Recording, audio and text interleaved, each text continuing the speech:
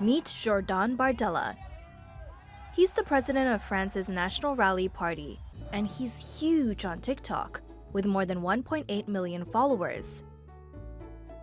Chers amis, Bardella's TikToks and charisma have helped soften his party's image long tainted by racism and anti-Semitism. He's almost a rock star among his fans.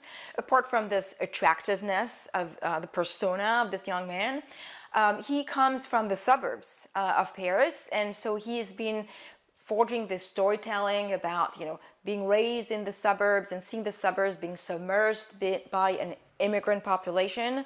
So he's a live example of what the National Rally wants to fight against, which is immigration. And also, his name is Bardella. He comes from an Italian family, so a family of immigrants, but the right kind of immigrants for the National Rally. At just 28 years old, Bardella has made his party French President Emmanuel Macron's biggest threat. A National Rally victory would mark the first far-right leadership in France since World War II. Macron would be expected to appoint Bardella as prime minister in what would be a tense cohabitation between two political foes.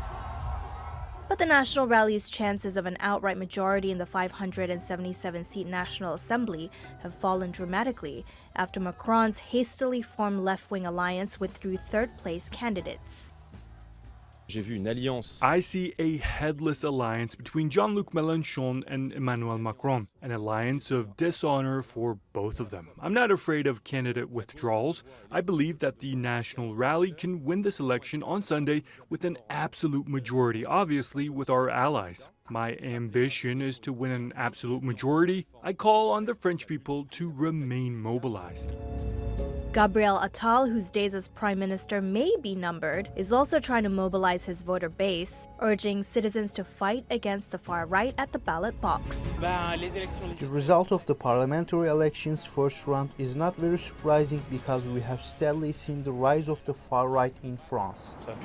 This has been hanging over France for several years now. We're moving very far to the right, and I expect on Sunday that the second round will be a barrage on both sides.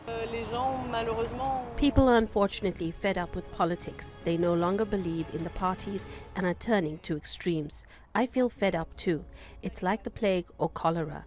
Both options are no better. So here we are, disappointed, and we don't know where we're going. On the campaign trail, Bardella and his mentor, Marine Le Pen, have tapped into voter frustration about rising costs and low incomes. They've also softened their more controversial stances on issues like migration. They've styled themselves as American-style running mates, with Le Pen vying for the presidency and him pushing to become PM.